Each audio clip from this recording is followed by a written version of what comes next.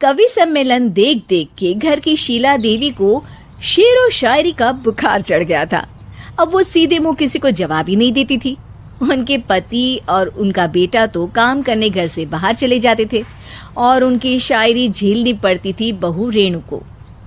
अब सास बोलती नहीं, अर्ज करती थी, संदूक पे रखी संदूक, संदूक में रखे झुमके, बहू झुमके निकाल के दे मेरे, कहाँ लगा रही है ठुमके।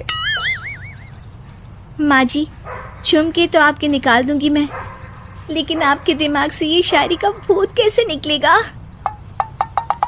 छोटे लोग नहीं समझेंगे, शायरी है शौक बड़ा, तू अपने काम से काम रख, मेरे काम में मत टांग अड़ा। शौक अलग बात है, लेकिन हर चीज में अपना शौक डाल देने से जग हसाई हो सकती है सासू माँ। अरे मैं हूँ एक नंबर कलाकार, कोई ऐसी वैसी बला नहीं, तुम घर के कामों में उलझी, समझोगी मेरी कला नहीं। ठीक है माँ जी, आप नहीं समझती तो कोई बात नहीं, लाओ मैं आपके झुमके ही निकाल कर दे देती हूँ। बहू सास के झुमके निकाल कर देती है और वहां से चली जाती है। शाम को बहू अपने पति से शिकायत करती है, सुनिए जी, आप माँ को कुछ समझाते क्यों नहीं? अरे क्या समझाना है माँ को? अरे अपनी शायरी थोड़ी कम करे ना। अरे तुमको उनकी शायरी से क्या दिक्कत है? अरे मुझे नहीं, पर पड़ोस में सब लोग हंसते हैं, कहते हैं बुढ़ापे में लोग सठिया जाते हैं, लेकिन शीला जी तो शायर हो गई हैं। अरे लोगों का काम है कहना, लोगों की बातों का क्या टेंशन लेना। अरे वाह, मैंने भी शेर कह दिया, वाह वाह वाह वाह। देख लो, तुमसे किसी ने कहा नहीं और तुम्हारे सामने कोई माँ की बुराई नहीं करता तो तुमको फर्क नहीं पड़ रहा। अरे तुम खामखा की बात का बतंगड़ बना रही हो। चलो चाय बना कर ले आओ मेरे लिए, साथ पियेंगे, कोई ढंग की बातें करेंगे। रेणु चाय बनाने लगती है। पहले वो अपने पति को चाय देती है, फिर सास को और आखिर में अपने ससुर को। लेकिन वो देखती है कि ससुर जी कुछ परेशान से हैं। क्या हुआ ससुर जी, कोई बात हो गई है क्या?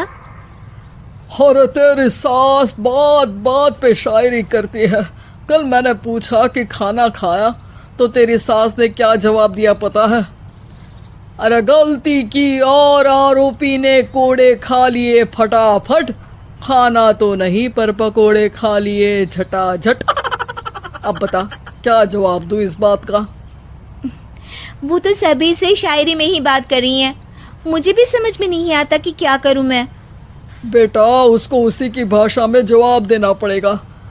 मैं तो आम बातचीत में भी उसके सामने कुछ नहीं बोल पाता, शायरी में क्या बोलूंगा भला। ससुर ने जैसे ही कहा कि उसको उसी की भाषा में जवाब देना पड़ेगा, बहू को ये बात जच गई। अगले ही दिन वो शायरी की कुछ किताबें लेकर आई और शायरी की प्रैक्टिस करने लगी ताकि सास को उन्हीं की भाषा में जवाब दे सके। उसने दिन रात एक कर दिए। एक दिन सब साथ में बैठकर टीवी देख रहे थे, तभी रेणु सबके लिए बिरयानी बनाकर लाती है, लेकिन सास को बिरयानी भाती नहीं। कौवा करता काऊ काऊ, चिड़िया बोलती ची ची, इतना खराब बिरयानी बनाई है कि मुंह से निकले छी छी। बस इसी मौके का तो बहू को इंतजार था, क्योंकि अब बहू सास को उसी की भाषा में जवाब देने के लिए तैयार थी। माँ जी, हमको अपनी ये बेकार शायरी ना सुनाइए, जैसी भी बनी है बिरयानी चुपचाप खाइए। ससुर जी और रेणु के पति ने रेणु का जवाब सुनते ही जोर से ताली बजाई और सास ने जब रेणु का शायराना जवाब सुना तो उनके गले में बिरयानी अटक गई। बहू ने एक और शायरी का तीर छोड़ा। शायरी में बहू के सामने सास हो जाएगी ढेर, क्योंकि सास मारेंगी एक शेर तो बहू मारेगी 1.25 शेर। सास को छोड़ के सब वाह वाह करने लगते हैं। आज पहली बार सास को नहले पे दहला मिला था और रेणु ने सास का मुंह चुप करा दिया था। अगले दिन रेणु का पति उससे कहता है, अरे वाह, तुमने तो माँ की बोलती बंद कर दी, मजा आ गया। अब मेरे लिए कुछ बना दो, खाकर मैं काम पर चला जाऊं। शायरी ही है मेरा जीवन, वही करूंगी जी भर के।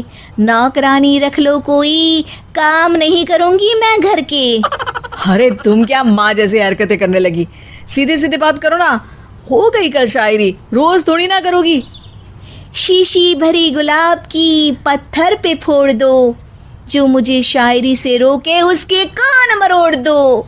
पति घबराकर वहां से चला जाता है और बाहर उसके पिताजी के पास जाकर बैठ जाता है। दोनों अपनी बीवियों की शायरी से परेशान है। ससुर को पछतावा होता है कि क्यों उसने बहू को सास की भाषा में ही जवाब देने का आइडिया दिया। अब तो घर में दो दो शायर हैं।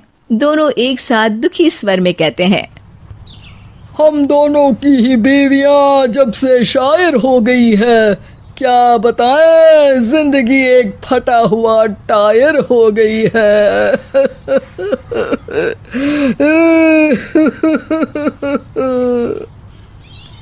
हम दोनों की ही बीवियां जब से शायर हो गई है, क्या बताए जिंदगी एक फटा हुआ टायर हो गई है।